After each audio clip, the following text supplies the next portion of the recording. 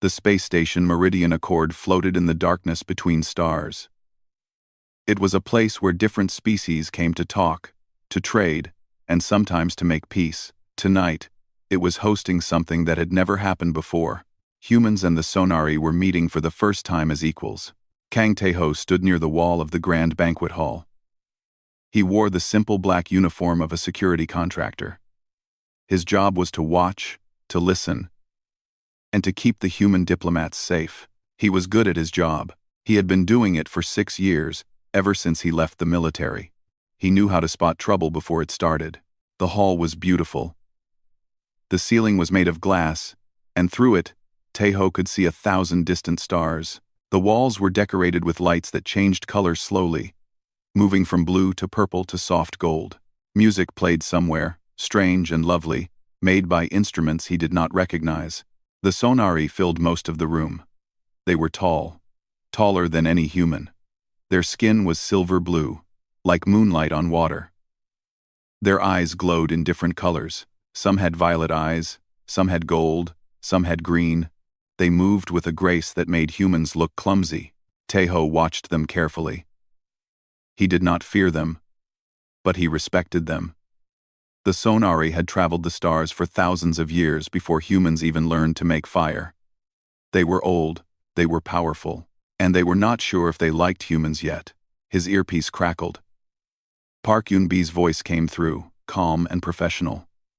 She was the communications officer on their ship, and she was monitoring the event from the control room. "Everything looks quiet," she said. "How are you holding up?" "Fine," Taeho replied quietly. "Just watching. Try to enjoy it a little." "This is history." Taeho almost smiled. Eun-bi always tried to find the good in things.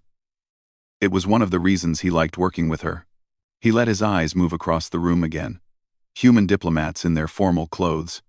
Sonari nobles in robes that seemed to be made of liquid light. Servants carrying trays of food that looked like art. Everything was perfect. Then his eyes found her.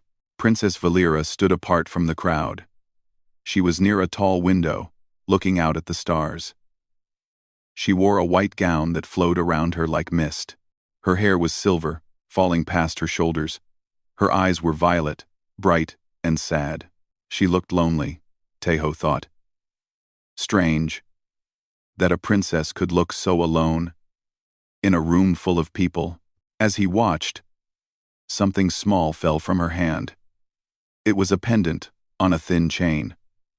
It hit the floor without a sound and rolled toward the crowd. No one noticed. The nobles were too busy talking. The servants were too busy serving. Taeho moved without thinking. He walked across the room, bent down, and picked up the pendant.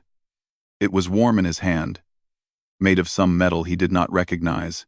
There was a symbol on it, something that looked like a star inside a circle. He walked to the princess and held it out to her. "You dropped this," he said simply. She turned to look at him. For a moment, she seemed surprised. Her violet eyes studied his face. "You are human," she said. Her voice was soft, like wind through leaves. "Yes. Most humans are afraid to approach me. Should I be afraid?" She tilted her head, curious. "No, I suppose not." She took the pendant from his hand. Her fingers were cool against his skin. "Thank you," she said. "This belonged to my mother." Taeho nodded and stepped back. He was about to return to his position when he saw something wrong. There was a figure moving through the crowd. It wore the robes of a servant, but it did not move like one. Its movements were too smooth, too careful. It was watching the princess. Taeho felt the hair on his neck rise. He had seen that kind of movement before. It was the movement of someone who was trained to kill. He touched his earpiece. "Eun-bi, I need you to check something. There's a servant near the east pillar. Something's not right. Give me a second." A pause. "Taeho, that servant isn't in the system. No identification, no record. They shouldn't be here." The figure was getting closer to the princess. Taeho started moving. He pushed through the crowd, trying not to cause a panic. His heart was beating fast, but his mind was calm. He had to reach her in time. The figure's hand moved inside its robe. It pulled out something small and round. It glowed with a sick green light. Taeho knew what it was. A plasma core grenade. It could destroy everything within 10 meters. It would turn flesh to ash and bone to dust. The assassin raised the grenade. It was looking at the princess. Taeho did not think. He ran. He crossed the last few meters in a heartbeat. He threw himself at Princess Valera, wrapping his arms around her and pulling her to the ground. He covered her body with his own, pressing her face against his chest, shielding her from what was coming. The grenade exploded. Light filled the world. It was brighter than the sun, brighter than anything Taeho had ever seen. Heat washed over his back like a wave of fire. He felt his uniform burn away. He felt his skin crack and split, but he did not let go. He heard screaming. He heard chaos. He felt the princess trembling beneath him. The pain was terrible. It was beyond anything he had ever felt. It was like being burned alive. Like being torn apart from the inside. But still, he did not let go. Then the light faded. The heat began to cool. The screaming continued. But it seemed far away now. Taeho tried to move, but his body would not listen. His arms were locked around the princess, but he could not feel them anymore. He could not feel anything except a deep, cold emptiness spreading through him. He heard voices, alien voices, speaking in a language he did not understand. The princess, is she alive? She is unharmed. The human shielded her. The human. He still breathes. Taeho wanted to laugh. He was alive. He should not be alive. No one should survive that blast. But here he was, still breathing, still holding the princess. He tried to open his eyes, but the darkness was too strong. It pulled at him, dragging him down into nothing. The last thing he felt was the princess's hand on his face. Her cool fingers touched his cheek, gentle and surprised. "Why?" she whispered. "Why did you do this?" He wanted to answer, but the words would not come. The darkness took him, and Kang Taeho knew nothing more. Above him, Princess Valera looked at the human who had saved her life. His back was burned black. His blood was pooling on the floor. He should be dead. Any Sonari would be dead, but his heart was still beating, weak but steady. Fighting. She did not understand. She had been told that humans were selfish creatures, short-lived and small-minded. They cared only for themselves, but this human had thrown himself into fire for her. A stranger. A princess of a species not his own. Guards rushed to her side. Nobles gathered around, their faces pale with shock. The assassin was dead, vaporized by his own weapon. But the human had survived. "Get the healers," Valera commanded. Her voice was steady, but her hands were shaking. "Save him. Do whatever it takes." She looked down at the human's face. It was peaceful now, like he was only sleeping. "Save him," she said again, softer this time. "I need to know why." Taeho woke slowly, like rising from deep water. His eyes opened to a ceiling that glowed with soft blue light.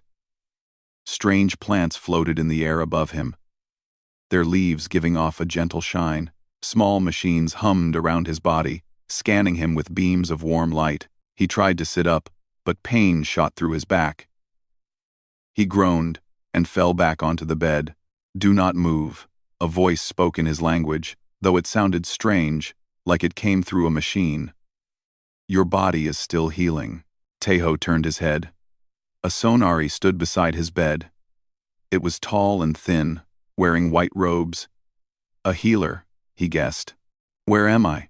Taeho asked. His voice was rough and weak. "You are on the Eternal Dawn, the royal flagship of the Sonari Dominion. You have been sleeping for 3 days. 3 days." Taeho closed his eyes. The explosion. The fire. The princess in his arms. It all came back to him in pieces. "The princess," he said. "Is she safe?" The healer paused. Something like surprise crossed its face. "She is unharmed. Because of you." Taeho let out a breath. "Good. That was good. You should not be alive." the healer continued. The blast should have killed you. Your body absorbed damage that would destroy any sonari. Yet here you are, breathing, healing. Your species is strange. Before Taeho could answer, a door opened somewhere behind him. He heard footsteps, many of them, entering the room. The healer bowed and stepped back. Taeho forced himself to turn his head. What he saw made his heart beat faster. The room was filling with people. Sonari nobles in beautiful robes, their eyes glowing in the dim light. Guards in silver armor, holding weapons that hummed with energy. They surrounded his bed, watching him like he was some strange animal in a cage. One of the guards stepped forward. He was tall, even for a sonari, with scars on his face and golden eyes that held no warmth. I am Commander Lirath, he said, head of the Royal Guard. You will answer my questions, human. Taeho said nothing. He just waited. Why did you do it? Lirath demanded. Why did you throw yourself in front of that blast? What did you hope to gain? Taeho thought about the question. It seemed simple to him. She was in danger, he said. I was closer. I could reach her in time. That is not an answer. No one sacrifices themselves without reason.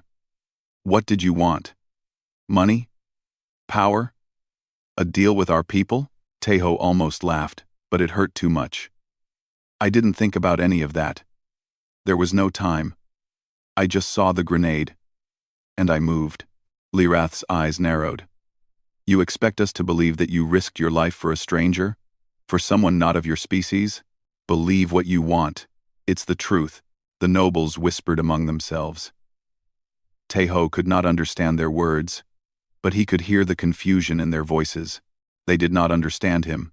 Maybe they could not understand him. The whispers stopped suddenly. The crowd parted, making way for someone. Princess Valera walked through the gap. She wore a simple blue gown today, and her silver hair was pulled back from her face. She looked tired, but her violet eyes were sharp and clear. She stopped at the foot of his bed and looked at him for a long moment. Leave us, she said to the crowd. Your Highness, Lirath began. This human could be dangerous. We should not. I said leave us. Her voice was soft, but it carried the weight of command. One by one, the nobles and guards left the room.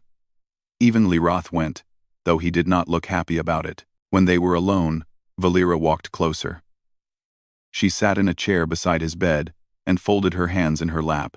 How do you feel? She asked. Like I was hit by a star, Taeho said.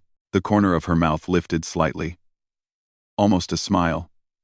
The healers say you will recover fully. It will take time. But your body is strong. Good to know. She was quiet for a moment, looking at him with those strange violet eyes. I need to understand, she said finally. Why did you save me? Taeho sighed. I already told the commander.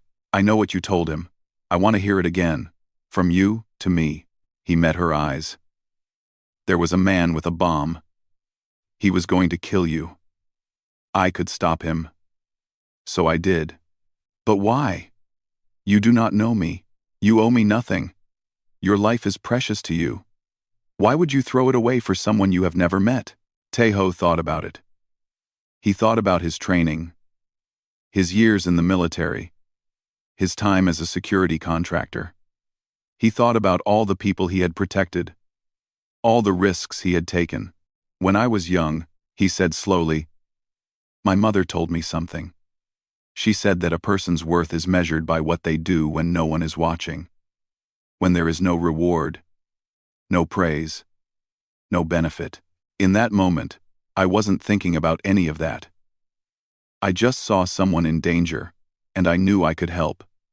That was enough. Valera stared at him. Her eyes were wet, though no tears fell.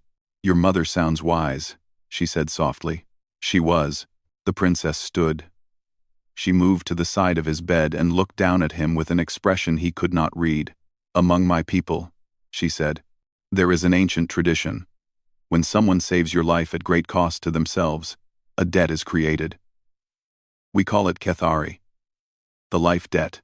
It binds the one who was saved to the one who saved them. It is a bond of honor, older than our empire. She raised her hand and pressed it against her heart. Then she bowed her head and spoke words in her own language. They sounded ancient, sacred, like a prayer. When she lifted her head, her eyes were bright. I, Valera of House Sonari, acknowledge the Kethari. My life belongs to the one who preserved it. His honor is my honor. His enemies are my enemies. Until the debt is paid, we are bound. Tejo stared at her. What does that mean? It means that you have done something no human has ever done. You have created a life debt with the crown princess of the Sonari Dominion. You are now bound to our court, our laws, our people. The door burst open. An older Sonari strode in. His face twisted with anger. He wore rich robes of black and gold, and his eyes burned like fire. This is outrageous, he shouted. Valera, you cannot do this. A Kethari with a human? It is an insult to everything we stand for. Uncle, Valera said calmly. The Kethari does not care about species. It cares only about the act. This human saved my life. The debt is real. He is a primitive, a creature that lives for barely a century. He has no place in our court. He bears the scars meant for me. He took the fire that would have killed me. What more proof do you need? The older Sonari, her uncle, turned his burning eyes to Tejo. There was hatred in that look, cold and deep. I am High Regent Kalos, he said. And I promise you, human, this is not over. You do not belong here, and I will prove it. He turned and stormed out of the room. Valera watched him go, her face unreadable. That is my uncle, she said quietly. He believes he should rule, not me. He has been waiting for me to make a mistake. Now he thinks I have given him one. I'm sorry, Tejo said. I didn't mean to cause problems. She looked at him and shook her head. You saved my life. You did not cause problems. You revealed them. The problems were always there, hiding in the shadows. Now they will come into the light. She moved toward the door, then stopped. Rest now, she said. You will need your strength. The court will test you, Kang Tejo. They will try to break you. But I have seen what you are made of. I do not think they will succeed. She left, and Tejo lay alone in the glowing room. He thought about what had just happened. He had come to a peace conference as a simple guard. Now he was bound to an alien princess by an ancient oath. Caught in the middle of a power struggle he did not understand. He should have been afraid.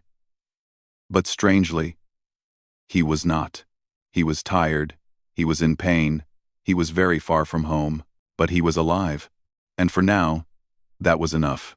The Sonari homeworld was called Valanthos. Tejo saw it through the window of the ship as they descended through the clouds. It was beautiful in a way that made his chest ache. The sky was purple, painted with 3 moons that hung low on the horizon. Great cities of crystalline light spread across the land, connected by bridges that seemed to float on nothing. Forests of silver trees covered the mountains. Rivers of glowing water cut through the valleys. It was nothing like Earth. It was older, stranger, more magnificent. The ship landed in the capital city, beside a palace that rose into the sky like a mountain made of glass. Tejo was taken from the ship in a floating chair. His body was still healing, though he could walk short distances now. The healers said he would be fully recovered within a week. They still seemed surprised that he was alive at all. Guards surrounded him as he was brought through the palace gates. Sonari nobles watched from windows and balconies. He could feel their eyes on him, full of curiosity and suspicion. He was the first human to ever set foot in the royal palace of Valanthos. They put him in a room that was larger than any apartment he had ever lived in. The walls were smooth white stone, and the furniture looked like it was grown rather than built. A window covered one entire wall, showing a view of the crystal city below. Tejo sat on the bed and tried to understand how his life had changed so quickly. A knock came at his door. Before he could answer, it opened. Park Eun-bi rushed in, her face full of worry. Behind her came Ambassador Yoon Dae-sung, a tall man with gray hair and tired eyes. Tejo, Unbi grabbed his hands. We've been trying to reach you for days. Are you all right? I'm fine, he said. Well, mostly fine. Getting better. We came as soon as we could, Ambassador Yoon said. The Sonari wouldn't let us see you until now. What happened? The reports we received were confusing. Taeho explained everything. The assassin. The explosion. The princess. The life debt. As he spoke, he watched their faces change from concern to disbelief to something like awe. Kethari, Yoon repeated. A life debt with the crown princess. Do you understand what this means? Not really, Taeho admitted. It means you are now part of their court. You cannot leave until the debt is resolved. You are bound by their laws, their customs, their honor. This is unprecedented. No human has ever been in this position. I didn't plan it, Taeho said. I just did what anyone would do. Unbi shook her head. Not anyone. Most people would have run. Most people would have frozen. You ran toward the danger. That's not normal. Taeho. Before he could respond, the door opened again. Commander Lirath stood in the doorway. The princess requests your presence, he said. All of you. They followed the commander through the palace. The halls were long and filled with light. Paintings covered the walls, showing scenes from Sonari history. Taeho saw battles, celebrations, great leaders, and strange creatures. Thousands of years of civilization, displayed in color and gold. They entered a small chamber where Princess Valera waited. She stood by a window, looking out at the city. When they entered, she turned. Thank you for coming, she said. Please, sit. They sat around a low table made of some dark wood. The princess remained standing. I need to tell you something, she said. Something important. She paused, gathering her thoughts. The assassin, who attacked me at the summit. We have identified him. He was not an outsider. He was Sonari. The room went silent. Someone within the court wants me dead, Valera continued. I suspected it before, but now I am certain. The attack was not random. It was planned. Someone powerful arranged it. Your uncle? Taeho asked. Valera's jaw tightened. I cannot prove it. But yes, I believe Kalos is involved. He has wanted the throne for years. With me dead, he would be next in line. Then we need to get Taeho out of here, Unbi said. This is too dangerous. That is why I called you here, Valera said. There is a problem. Kalos has proposed something to the court. He calls it the trial of worth. What is that? Ambassador Yoon asked. It is an ancient rite. When an outsider is honored by our court, others may challenge that honor.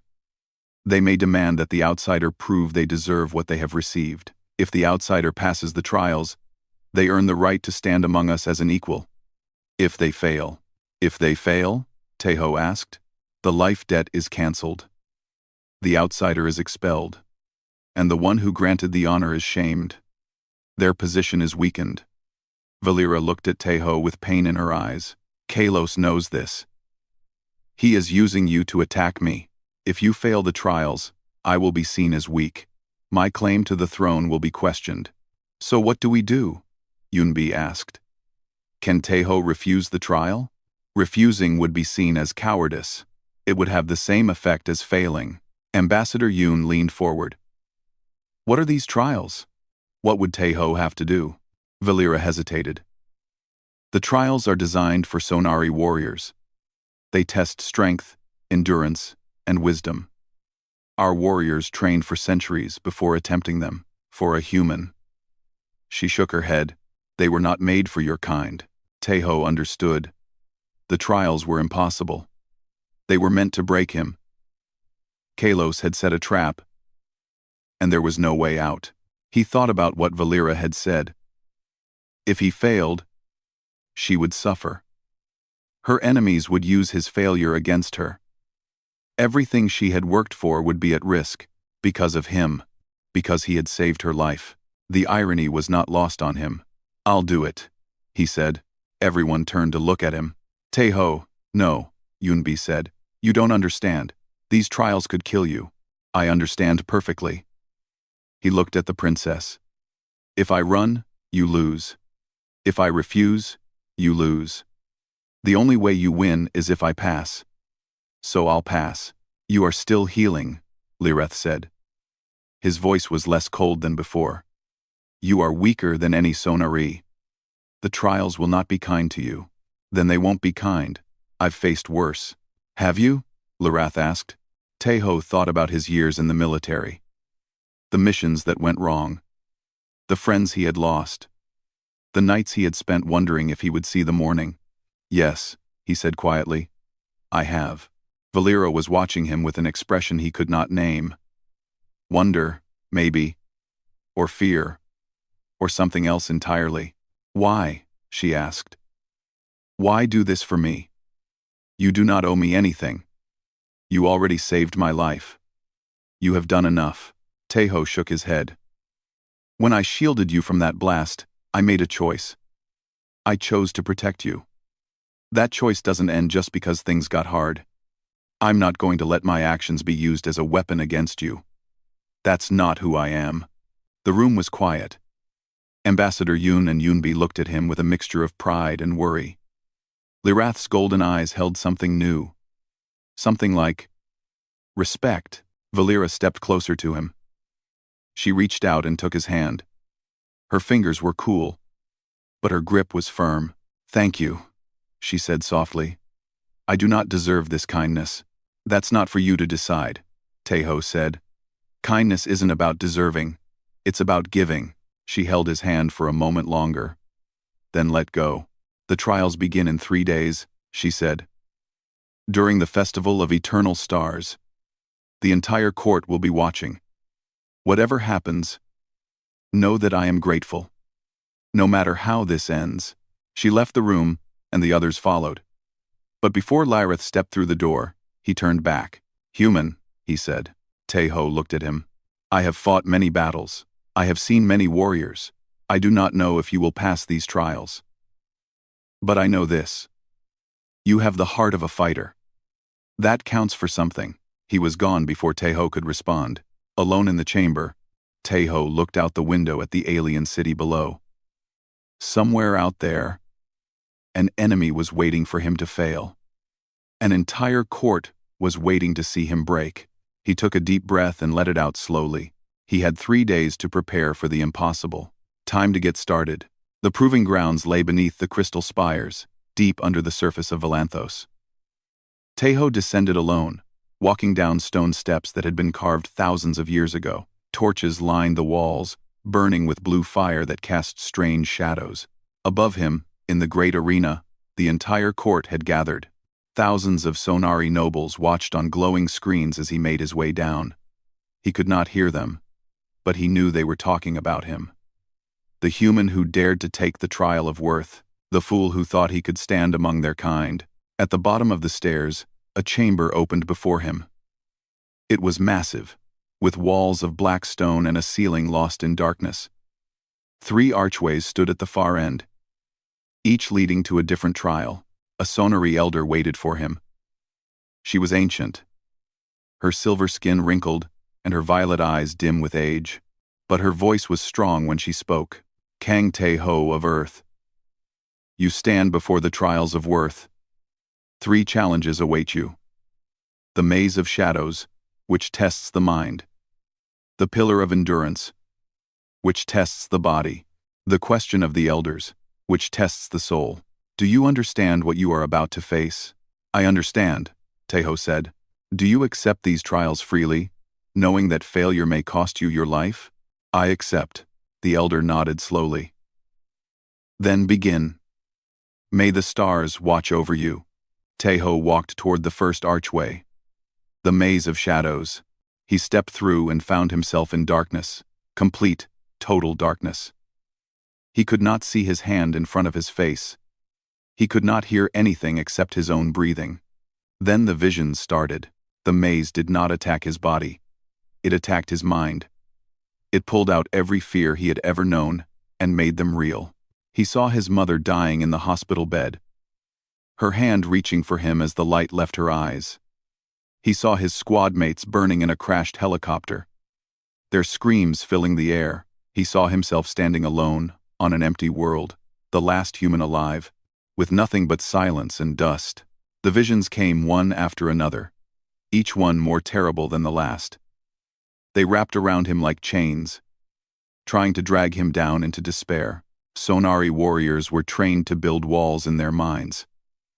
They learned to block out fear, to crush it with discipline and mental strength. They had centuries to master this skill.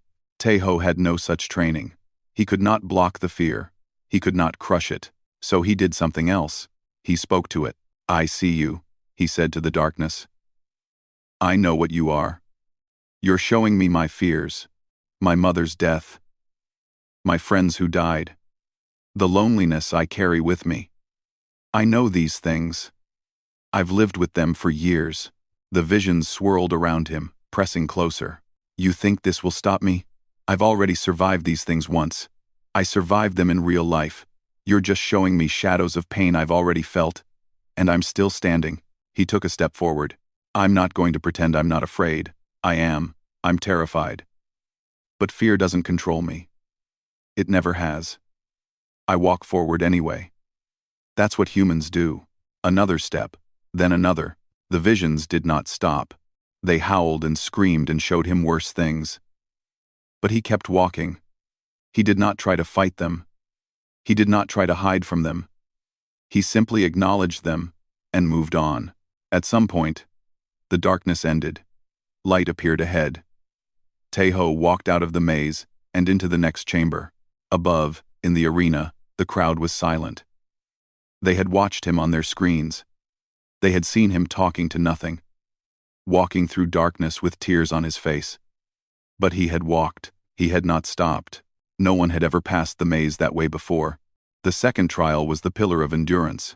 Taeho stood on a circular platform no wider than his shoulders. Above him, a weight descended on chains. It settled onto his outstretched hands, heavy and cold. The platform began to shrink. Slowly, centimeter by centimeter. It grew smaller beneath his feet. The weight was proportional to his strength, the elder had said. Fair to his body. But his human body was not built for this. His muscles were smaller than a sonari's. His bones were less dense. He tired faster. He broke easier. Within minutes, his arms began to shake. The weight pressed down on him like the hand of a giant. His legs trembled as the platform shrank further. 5 minutes passed. His muscles were on fire. Sweat poured down his face and dripped onto the stone. His vision blurred. 10 minutes. His arms screamed in agony. He could feel his muscles tearing, his joints grinding. Blood began to drip from his nose. The crowd watched. At first, some of them had laughed. The weak human, trying to lift weights like a true warrior. But the laughter died as the minutes passed. The human was still standing. His body was failing, but he would not let go. 15 minutes. Taeho's mind drifted to strange places. He thought about his father, who had worked in a factory for 40 years without complaint. He thought about his grandfather, who had survived a war. He thought about all the humans who had endured suffering, who had kept going when giving up would have been easier. "This is what we do," he whispered to himself. "We endure. We always have." The platform shrank to almost nothing. His feet were pressed together, balancing on a space smaller than his shoe. 20 minutes. The weight should have crushed him by now. His arms should have given out. But something in him refused to stop. Something ancient and stubborn, buried deep in his human blood. At 21 minutes, the timer ran out. The weight lifted. The platform expanded. Taeho collapsed. He lay on the stone, gasping for breath, his body broken and bleeding. But he had passed. He had held on long enough. When the healers came to help him, he refused to let them carry him. He stood on his own 2 feet, swaying but standing, and walked to the third trial. The question of the elders. 3 ancient sonari sat before him. They were the oldest beings in the Dominion, their bodies frail, but their minds sharp. They had seen empires rise and fall, They had watched stars die. "Human," the first elder said. "We have one question for you." Teho waited. "Your species lives for barely a century. You are born, you struggle, and then you die. In the vastness of time, your lives are like sparks, bright for a moment, and then gone forever. Knowing this, we ask, why do humans cling to life so fiercely? Why do you fight so hard for something so brief?" Teho looked at the three ancient faces before him. They were curious, he realized. Not mocking, they genuinely wanted to understand. He thought about the question. He thought about all the humans he had known. The soldiers who died protecting strangers. The doctors who worked through the night to save one more life. The parents who sacrificed everything for their children. "You're right," he said finally. "Our lives are short. We know it. From the moment we are born, we understand that we will die. Every human grows up with that knowledge. It hangs over us like a shadow." The elders listened. "But that shadow teaches us something. It teaches us that time is precious. Every moment matters because we don't have many of them. We can't wait for tomorrow to be brave. We can't put off love until we're ready. We can't delay kindness until it's convenient. Tomorrow might never come." He paused, gathering his thoughts. "You ask why we cling to life. But I think you're asking the wrong question. We don't cling to life because we're afraid of death. We cling to life because we love it. We love the sunrise. We love the sound of rain. We love the people we hold close.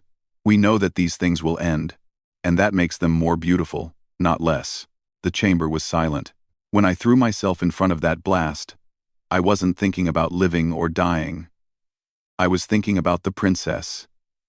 About how she didn't deserve to die in that moment. My life is short. Maybe saving her cost me some of my remaining years. But if those years can mean something, if they can protect someone or help someone, or make the universe a little bit brighter, then that is enough." He met the eyes of the oldest elder.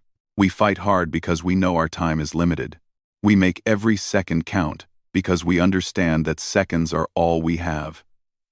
That is our strength. That is what makes us human."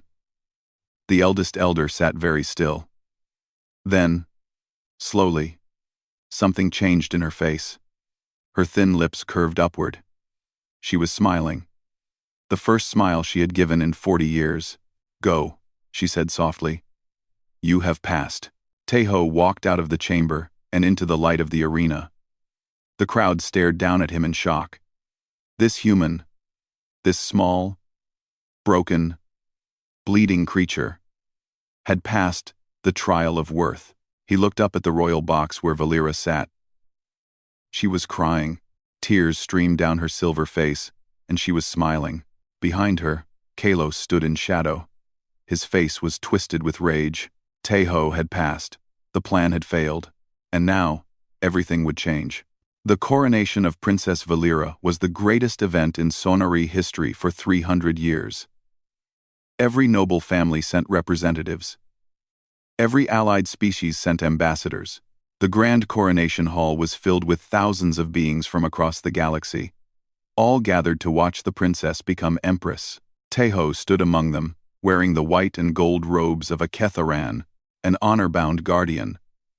It was a title that had not been given to anyone in over a century, and never to a non-Sonari. But he had earned it in the trials. He had proven his worth. The hall was magnificent. Pillars of crystal rose toward a ceiling painted with stars. Light poured in through windows of colored glass, casting rainbows across the marble floor. Music played from hidden instruments, filling the air with ancient melodies. But Teho was not watching the decorations. He was watching the crowd. Something felt wrong. He had learned to trust his instincts over the years. They had saved his life more times than he could count. And right now, those instincts were screaming. He scanned the room carefully. The nobles in their bright robes. The guards standing at attention. The servants moving through the crowd with trays of drinks. Everything looked normal. Then he saw it. The guards near the eastern door were standing differently. Their posture was too tense, too ready, and their eyes kept moving to the same spot, the royal platform, where Valera would stand when the crown was placed on her head. Tejo looked toward the platform. High Regent Kalos stood there with the other officials, waiting for the ceremony to begin. His face was calm, but his hands were restless, touching his robes again and again. Near him, other nobles stood in a tight group. Tejo recognized some of them as Kalos's supporters. The pieces came together in his mind. The guards were Kalos's men. The nobles were his allies. They were waiting for something, a coup. It had to be. Tejo pushed through the crowd, trying to reach Commander Lirath. He found him near the main entrance, overseeing security. "Commander," Tejo said quietly, "we have a problem." Lirath looked at him. "What is it?" "The guards by the eastern door. They're not yours. They're Kalos's men. And the nobles near the platform, they're all his supporters. Something is about to happen." Lirath's golden eyes flickered. He studied the crowd, seeing what Tejo had seen. "You're right," he said grimly. "But I cannot act without proof. If I arrest Kalos's men before they do anything, it will look like I am starting the violence. The court will turn against us. Then what do? We wait, we watch, and we pray that you are wrong." But Tejo was not wrong. The ceremony began. Valera walked down the central aisle, wearing a gown of pure white that seemed to glow with its own light. Her silver hair was crowned with flowers, and her violet eyes were bright with emotion. She climbed the steps to the platform and stood before the eldest priestess, who held the ancient crown in her wrinkled hands. "People of the Dominion," the priestess announced, "we gather to witness the coronation of Valera, daughter of the royal blood, rightful heir to the throne. Does anyone here challenge her right to rule?" Silence fell over the hall. This was a formality, a tradition.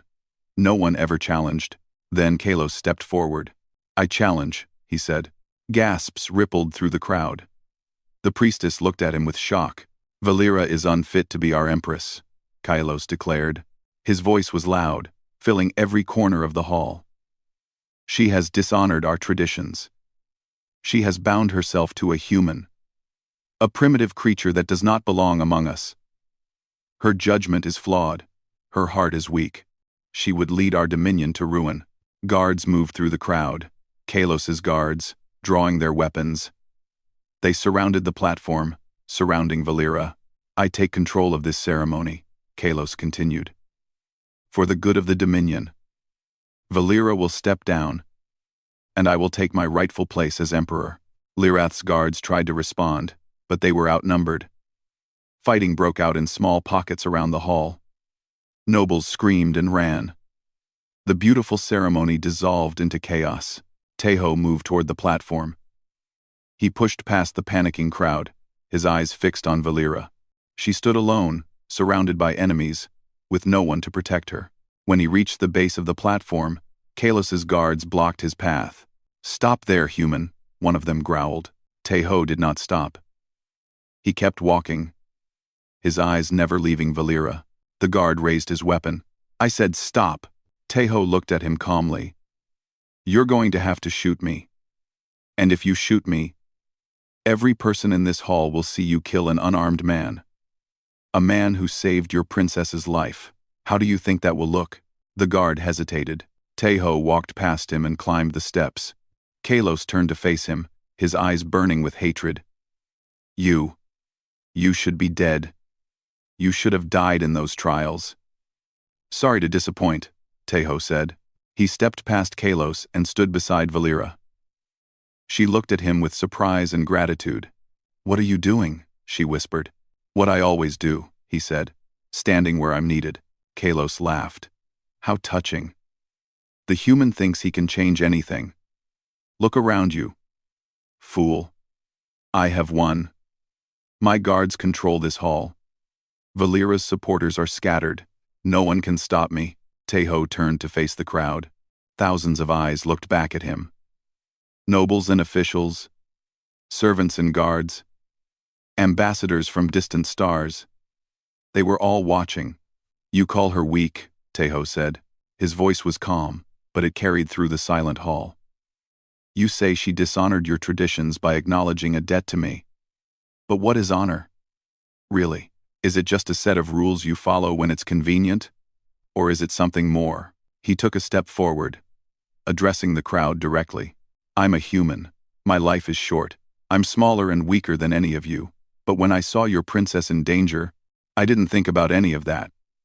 I just knew that someone needed help, and I could give it.